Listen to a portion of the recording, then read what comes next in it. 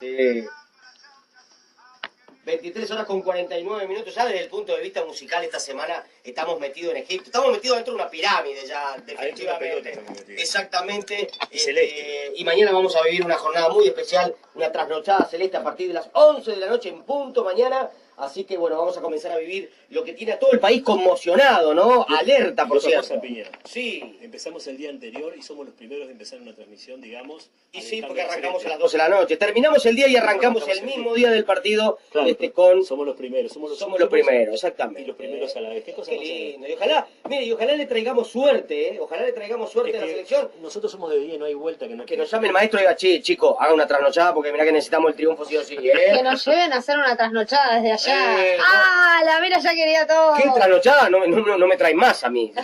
¿Tenemos algún mensaje? Ya tenemos a nuestra invitada acá en el piso. Sí, vamos con algún mensajito de la gente, a ver. Por aquí dice, están salados hoy, pero bien, me divierten. Abrazos, el abuelo de Guasubirá. Un beso grande para el abuelo. Por aquí otro mensaje dice, Betarte, tu voz me da sueño, pero la voz de Cintia me desvela. Broma, broma, son unos genios, el Chelo de Florida. No le hable que ya se durmió. No le hable más a Chelo. Otro mensaje que dice, buenas noches chicos, soy Claudia de Reducto, escuchando con mi amiga Viviana, buen programa, besos, me gustaría participar por una de las camisetas de Uruguay, ya queda inscripta. Mirá, Claudia de Reducto, ¿eh? Sí, es un barrio, ¿a usted le suena ese barrio? A usted que le suena. A mí no me señale, le pido por favor. No, a usted, que usted sabe, Cintia, que yo estoy diciendo la verdad. ¿Se acuerda cuando...? A mí me suena el nombre de Claudia porque fue a ver Soltera, Casada, Viuda, Divorciada el otro jueves al Teatro del Centro. Y a mí me suena Claudia también porque yo tengo una tía que se llama Claudia. Está bien. A mí sabe por qué me suena, porque me gustan las Claudias. ¿Le gusta la Claudia? Claro. Yo tengo una Claudia que es espantosa, mi barrio, yo le voy a presentar a ver lo que es. Ay, por Dios, no, mejor hablemos de algo en serio, un poco, sí, por un favor. perfil, por un momento. Exactamente, mire, ya tenemos con nosotros aquí, le vamos a dar un fuerte aplauso a Adriana Sabio, ¿verdad? Que es psicóloga forense, va a dictar un curso justamente en pocos días nada más, un curso presencial de clínica y especialización en el ámbito psicoforense a partir del 7 de julio, ¿eh? Vamos a recibir entonces con un aplauso a una amiga de la casa, ¿eh? Ahora sí, estaba esperando que me permitiera aplaudir. Exactamente, porque yo me extiendo y hay gente que se nos va el invitado y yo todavía no lo terminé de presentar. Nos ha sucedido a veces. Pero es agradable igual esa la presentación, así que está bárbaro. Exactamente.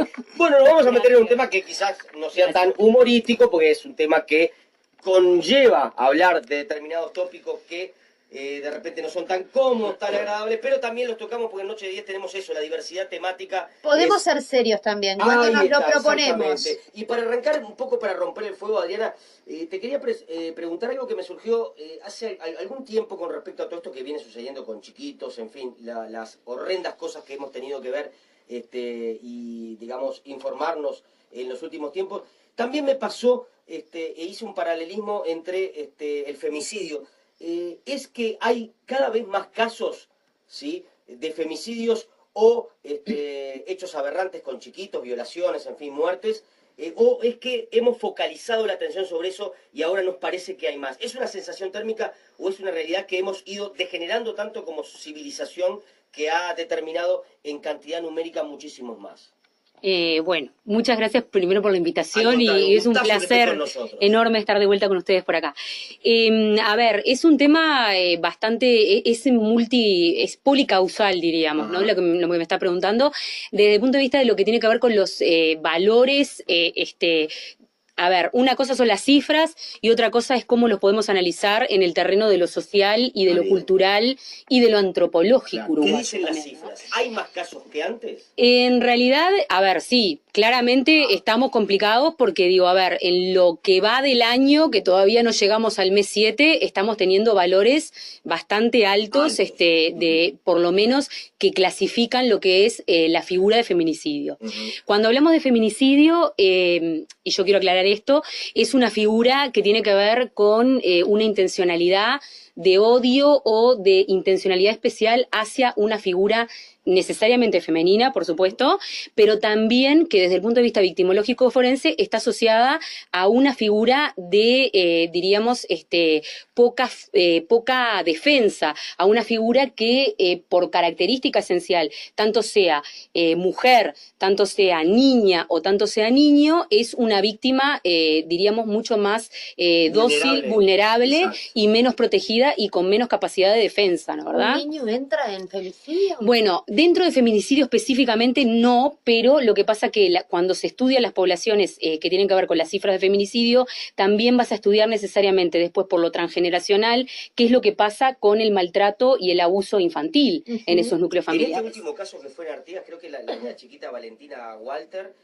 creo que la fiscal pidió también que el delito, no sé digamos los tecnicidios, sí, no, está bien. Técnicamente como se dice, pero que se incluyera como también femicidio en esa chiquita. Claro, porque actualmente nosotros tenemos la modificación del Código Penal, ¿no verdad? Y con esta modificación hubieron elementos que nosotros ganamos positivamente como sociedad, que tienen que ver con esto de, bueno, todo lo que tiene que ver con las figuras de feminicidio son especialmente agravantes, ¿no? Claro. O sea, como también, por ejemplo, ultimar un homicidio frente a la mirada de menores. Eso también es especialmente agravante. Ajá. Hoy por hoy, a través de la modificación del Código Penal actual. Esto que me preguntaba acá la compañera también es muy interesante, porque ¿qué pasa? Estos fenómenos en realidad no los podemos ver individualizados necesariamente y únicamente en la figura del feminicidio y nada más, sino que la figura del feminicidio siempre está asociada y es producto de una violencia inicial en el núcleo familiar. O sea que es un fenómeno que tenemos que analizarlo desde lo transgeneracional. Y ahí necesariamente vas a encontrar, es muy probable, violencia y maltrato infantil. Te sabes que es muy complejo definir el concepto porque hay muchas asociaciones que lo definen diferente. Exacto. Por ejemplo, mujeres de negro, cualquier asesinato hacia una mujer es feminicidio o femicidio, como le quieran llamar, y no tiene ninguna condición con respecto a que sea por parte de su pareja, de un núcleo familiar, que haya un vínculo. Simplemente por ser de un hombre a una mujer lo califican como feminicidio. No, eso está correctísimo. Lo que pasa que quizás también es interesante agregarle, me parece, a mí, desde el punto de vista criminológico más dinámico, que unido a la figura del feminicidio, por lo general siempre cuando tú intervenís en el núcleo familiar, te vas a encontrar necesariamente, si hay menores, con violencia y maltrato infantil, eso lo necesariamente. Pensé que desde el punto de vista criminológico no podía ser que una muerte valiera más que la otra, porque yo siento que el feminicidio es un agravante y debe tener un condimento agravante, entonces solo por la condición de que un hombre mate a una mujer no puede ser más grave que una mujer mate a un hombre o que un hombre mate a un hombre. No, o que una mujer mate a una mujer. Que ahí nos encontramos, mira, eso es siempre, claro, digo, es muy polémico, es muy polémico y sí, está perfecto. Y está genial que lo planteen. A ver, es el gran tema. Cuando, diríamos, yo justamente muchas veces a mis estudiantes les planteo justamente esto, ¿no? Nosotros lo que pasa es que socialmente tendemos a mezclar naturalmente lo que tiene que ver con lo social y con lo jurídico, en el mismo camino, ¿no verdad? Desde el punto de vista jurídico, si vos le planteás una situación de feminicidio a un juez, el juez necesariamente, por una cuestión de fuerzas de los cuerpos, va a plantear que siempre lo que es un homicidio dirigido de un varón, género masculino, hacia una mujer, necesariamente tipifica feminicidio. ¿Por qué? Porque desde el punto de vista jurídico hay un tema de fuerzas. La mujer necesariamente siempre se plantea que tiene una fuerza menor. Y ahí salta el tema de la forma en que se haya cometido el homicidio. Y ahí salta el otro tema que es, los planteamientos, ¿no? Bueno, pero capaz que la mujer se entrena, la mujer es más grande que el varón físicamente, pero la mujer utiliza un arma o lo atropella con un auto. Ahí no tiene nada que ver con la fuerza de ninguno de los dos. En esos casos también diríamos, por supuesto tipifica un homicidio, ni que hablar, y va a tener agravantes seguramente, porque ahí, en el caso, por ejemplo, que son las mujeres hacia los varones, lo que te encontrás mucho es la premeditación. Es distinto el tipo de figura criminal, es diferente. Pero en el caso de los varones hacia las mujeres, lo que va a primar desde el punto de vista jurídico es la diferencia de fuerzas. O sea, siempre te van a hacer pesar de que necesariamente, por más que la mujer mida 2 metros y sea enorme y ancha como una puerta, es mujer y necesariamente por un tema de fuerzas, ella va a tipificar de que necesariamente es un feminicidio si es de varón hacia mujer. Entonces, ahí viene la confusión, porque ahí aparece el tema de ¿qué vale más? ¿Una vida o la otra? Y no pasa por ahí, en realidad, necesariamente. Pasa porque en realidad las dos vidas son valiosas y porque yo también, desde el punto de vista de la clínica, he tenido varones que sufrían violencia de parte de mujeres. Claro, lo que pasa es que también está muy asociado con la violencia de género y entonces ahí es donde entra la confusión de si se está aplicando simplemente por una violencia de género, tiene que haber un vínculo establecido entre las dos personas. Claro. Dos personas que no se conocen. Un delito, por ejemplo, de rapiña que termina en un homicidio de un hombre hacia una mujer, también entra como feminicidio. En este caso, por más que no se conocen, por más que si hubiera sido un asalto a un hombre y termina de la misma situación, en esos casos no tiene nada que ver. yo no me animaría a decirte que necesariamente sí, habría que estudiar cada caso específico.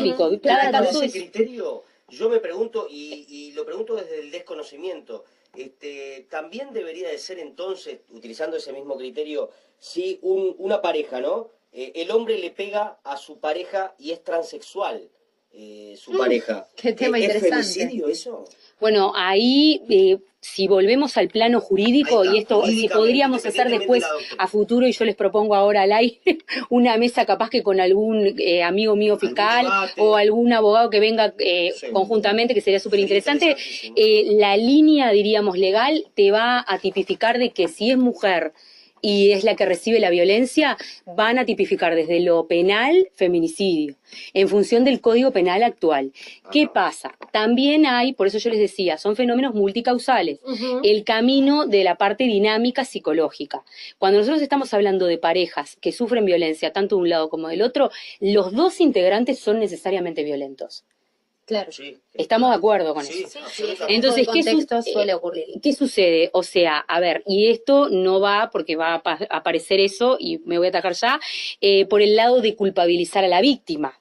Pero, sin embargo, sí, en un tiempo anterior a poder evitar un desenlace fatal, habría que trabajar e intervenir en ese vínculo porque las dos partes son violentas.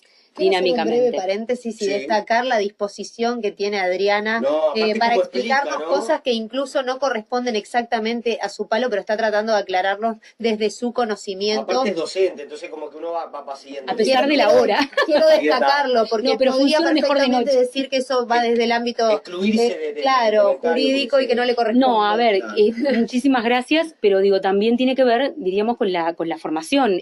A ver, el psicólogo que trabaja en el ámbito jurídico, nosotros trabajamos muchísimo en contacto con abogados. Y tenés que conocer. Y tenemos la obligación de asesorarnos con ellos. Porque digo, a ver, pero hay no un tendrías juego... por qué explicarnos a nosotros, por eso lo quiero destacar. A ver, y quiero aclarar una cosa y te agradezco muchísimo el comentario, que aprovecho. Yo soy una profesional que lo primero que tengo es un compromiso muy grande con lo social, desde mi profesión. Yo por eso mismo por supuesto tengo mucho respeto por todas las profesiones, pero no elegí otra profesión, elegí una profesión que tiene que ver con las ciencias sociales, con el trabajo con lo humanitario, con las poblaciones infantiles y con las poblaciones más dañadas.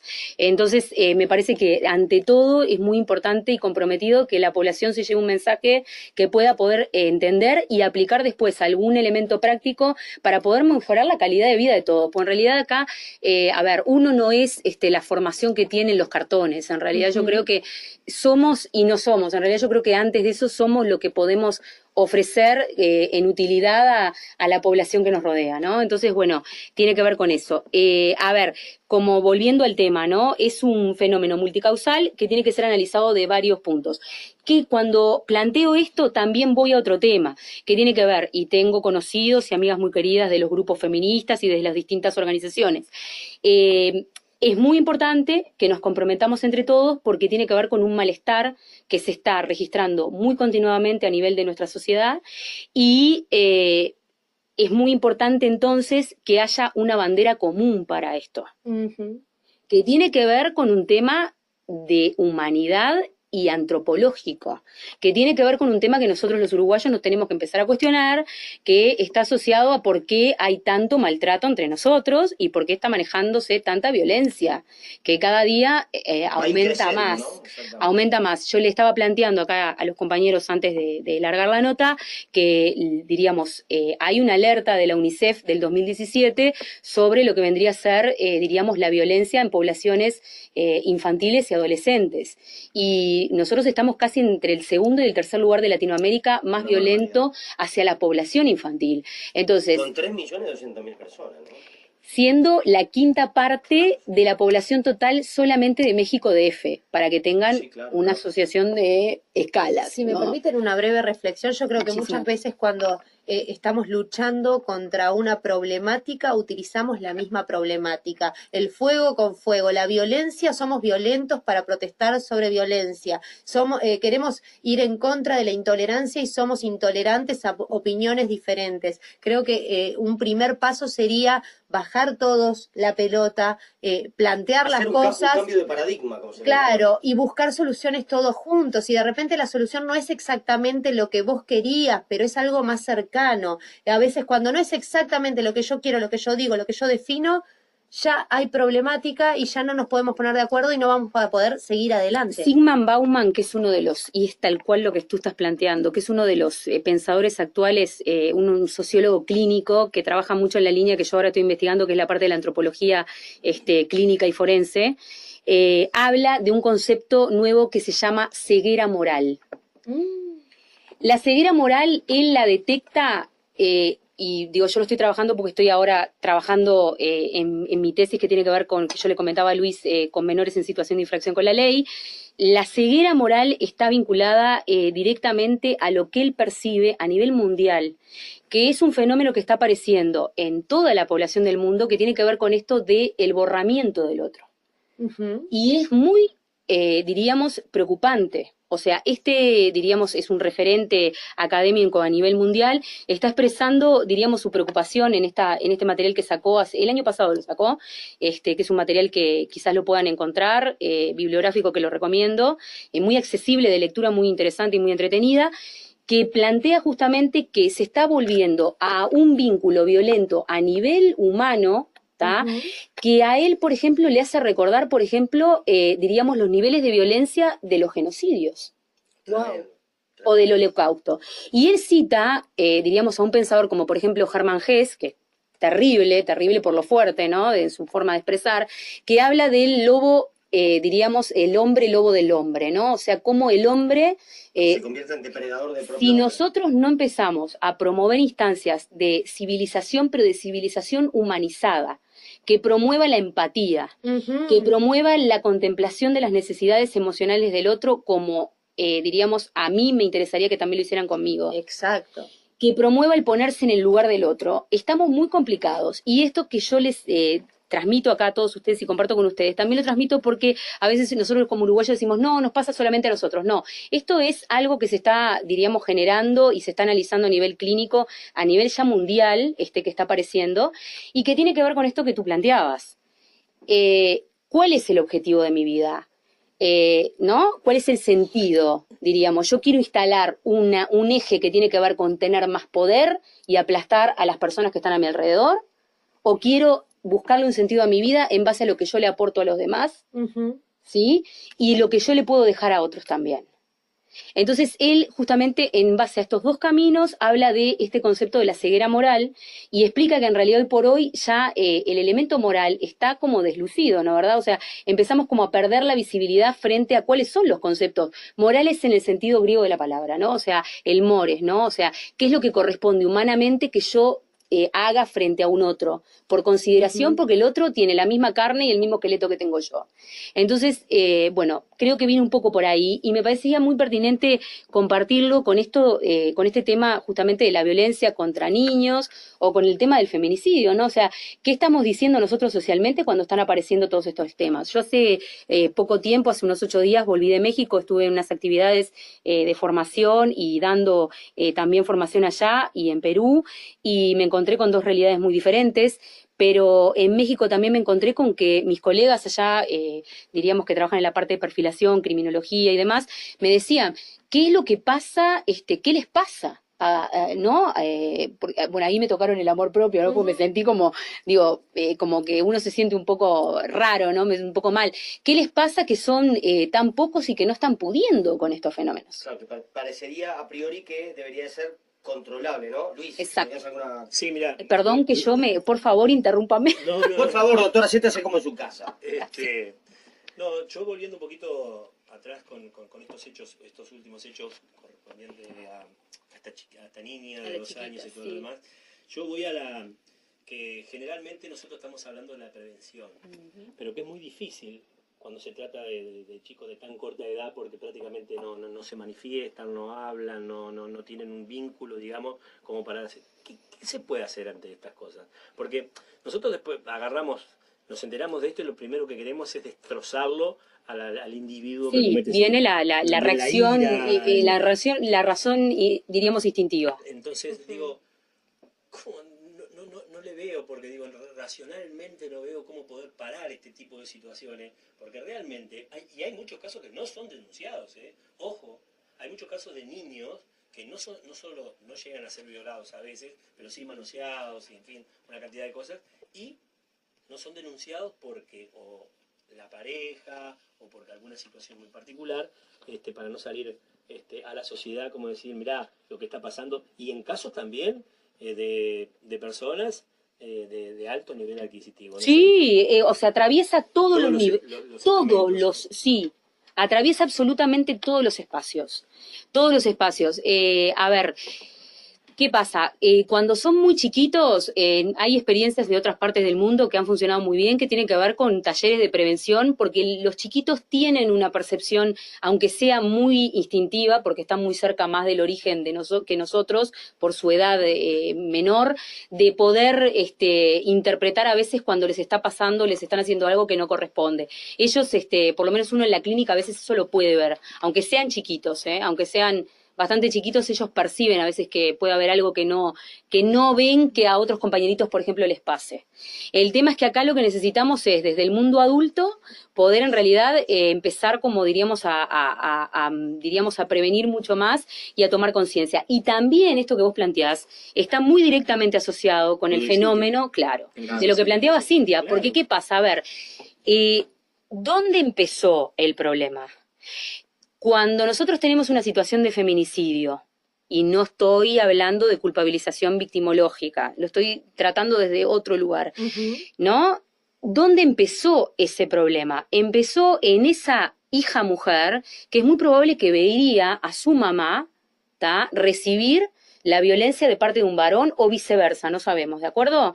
Pero habría que poder empezar a trabajar desde lo previo al nacimiento de ese germen violento en los núcleos familiares. Y para eso tenés que empezar a interpretar la violencia desde lo transgeneracional. Sí. O sea, no se puede interpretar como un problema. Sí, es una consulta muy particular que probablemente quede planteado para otra oportunidad que nos pueda acompañar Adriana. Dice, una consulta, cuando un hombre es perjudicado psicológicamente por una mujer, dañando de esta manera, buscando la reacción de uno, y antes de cometer un error se busca ayuda y se encuentra que no le hacen caso porque primero está la palabra de la mujer antes que la del hombre, y uno, aunque tenga la razón, es culpable de lo sucedido. Habla de la provocación de la mujer. Claro. Lo que pasa es que habla de los formatos diferentes de provocación e insinuación violenta. La mujer creo que ha planteado varias cosas con sí, este mensaje. Ahora por un lado, cuando el hombre pide un asesoramiento, si tiene o no la respuesta que corresponde,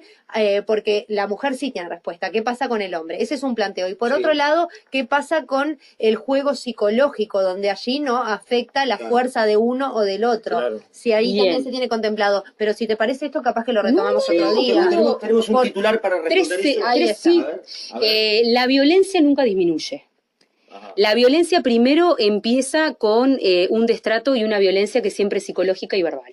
Y después, los pasos siguientes, es muy probable, te diría que en un 99% que van a ser físico. Claro. No, claro, pero acá estamos hablando cuando el maltrato psicológico se da a una mujer o a un hombre, de repente el hombre no está capacitado para llevar ese juego y se ve muy afectado porque no es protegido. Eso que está perfecto. Eso que está preguntando tiene que ver también con las formas que tiene el género femenino de agredir y con las formas que tiene el género masculino de agredir también. El género masculino está mucho más acostumbrado socialmente a agredir físicamente, por un tema educativo, por un tema social, de comportamiento.